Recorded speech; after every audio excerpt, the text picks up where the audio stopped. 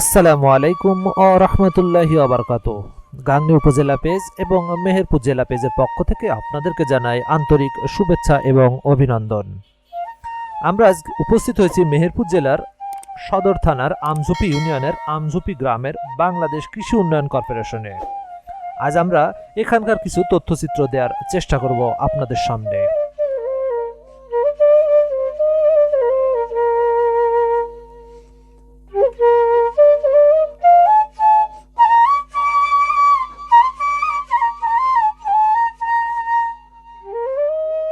বাংলাদেশ কৃষি উন্নয়ন কর্পোরেশন পূর্ব পাকিস্তান কৃষি উন্নয়ন কর্পোরেশনের পরবর্তী নাম। 1960 সালে খাদ্য ও কৃষি কমিশন প্রণীত সুপারিশের পরিপ্রেক্ষিতে 1961 সালে এক অধ্যাদেশ মোতাবেক পূর্ব পাকিস্তান কৃষি উন্নয়ন কর্পোরেশন প্রতিষ্ঠিত হয়।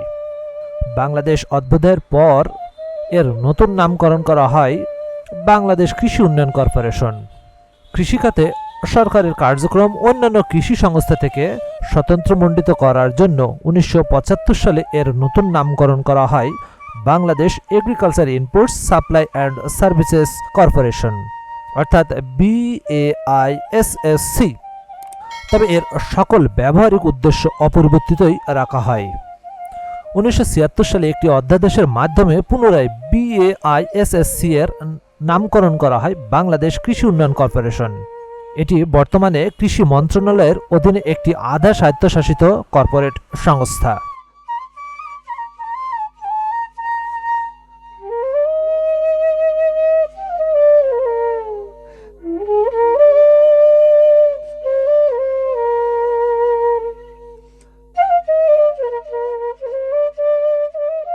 আপনারা যে কৃষি উন্নয়ন কর্পোরেশনের চিত্র দেখছেন সেটি খুলনা বিভাগের মেহেরপুর জেলার সদর থানার আমঝুপি ইউনিয়নের আমঝুপি বাজারের পাশেই অবস্থিত। মূলত এখানে 4টি প্রকল্প চালু আছে।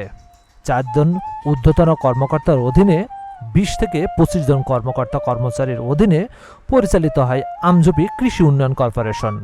এখানে মোট জমির পরিমাণ 100 একর। 100 একর জমিতে মূলত 3 ধরনের আবাদ করা হয়: তেল জাতীয়, সবজি জাতীয় ও ডাল জাতীয়। তেল জাতীয় সবজির মধ্যে বাদাম, সূর্যমুখী, সরিষা ইত্যাদি। ডাল জাতীয় খেসারি, ছোলা, মটর ইত্যাদি। সবজি জাতীয় টমেটো, সিম, পটল, লাউ, লাল শাক। মূলত এখানে উৎপাদিত ফসল থেকে শুধুমাত্র ভালো মানের বীজ উৎপাদন করা হয়।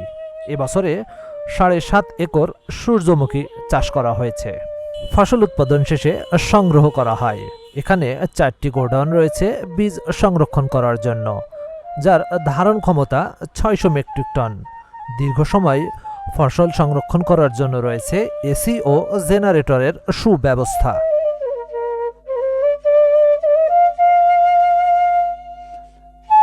বর্তমানে এখানে সূর্যমুখী ফুলের চাষ করা হয়েছে। সত্যি সুন্দর এক পরিবেশ, মনোমুগ্ধকর এক পরিবেশ। দূর দূরান্ত থেকে অনেকেই আসেন প্রিয়জনের সঙ্গে ছবি ওঠানোর জন্য, সুন্দর একটি বিকেল পার করার জন্য। হয়তো আগামী 1 মাস পর্যন্ত এই সুন্দর পরিবেশ পাওয়া যেতে পারে। আপনারাও আমন্ত্রিত, কিন্তু ফুল ছিঁড়ে বা নষ্ট করে ফসল নষ্ট করবেন না।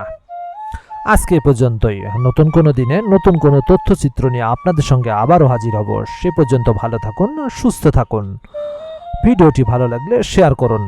আসসালামু আলাইকুম ও রহমতুল্লাহি ওয়া বারাকাতুহু।